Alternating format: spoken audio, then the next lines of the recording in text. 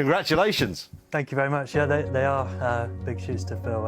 Owen's been a fantastic leader for the past 7 years. As you mentioned, a fantastic player in international cricket as a batsman as well. So, yeah, a bit of sadness, to be honest, that he's decided to call time, but excited for the challenge of taking it on as captain. Did you see it coming?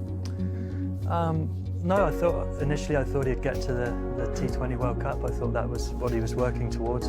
But he's always said, you know, if he felt like the time came, and he obviously said that came in Amsterdam. So, and he's a very selfless guy. That's the way he set his teams up, and that's the way he lives his life. So, yeah, he's called time, and like I said before, it's sad to see him go, to be honest. How inspirational has he been for you and indeed the whole of the white ball teams that he's led? Yeah, incredibly inspirational. I think take you back to 2015 and the start of that sort of white ball revolution, and the guys who've followed him, you know, people run through brick walls for him, really, and I think, you know, it's testament to everything he's done. You know, really the legacy he'll leave behind is quite incredible.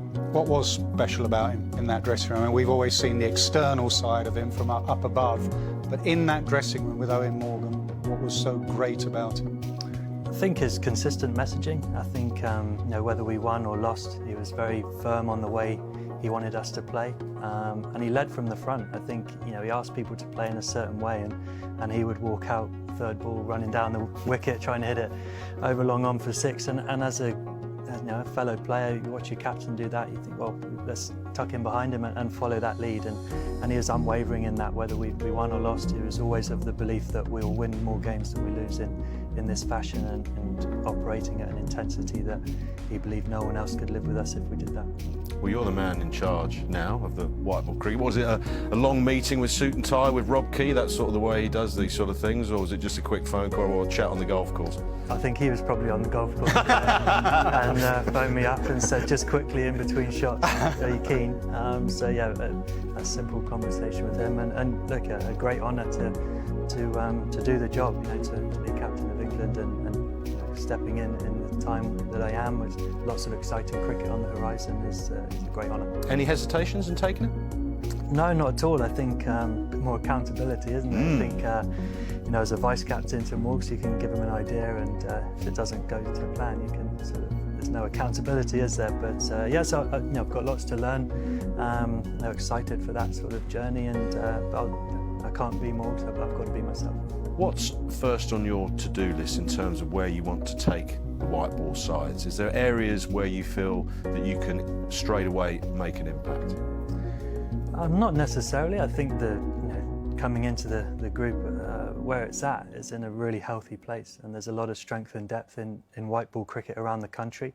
I think there's a lot of opportunity in bowling. I think there's a lot of injuries at the minute with some of the bowlers, so I see there's some great opportunities for some guys to come in with the ball and stake a claim and show what they can do. I think death bowling's been one area that's sort of been talked about in our white ball game, but we tend to play in some quite high-scoring games with the way we play, so maybe it's a bit sort of highlighted more than it should be, but certainly to win tournaments and the tournaments we want to win as a group, we need to sort of have some clear roles for those guys. When Rob first took over his role, he said Test match cricket is going to be his #1 priority, probably rightly from where we've been in Test match cricket, and he was going to make that crystal clear to whoever the coach was, it's Matthew Mott obviously, that you may have to not have your best side all the time. Now you've got, what, a T20 World Cup starting 22nd of October, Perth, Afghanistan. A, are you okay for a little while that the Test match side gets the players they want? And B, when are you saying to Rob Key, okay, we've got a World Cup we need to win and I need my side as well?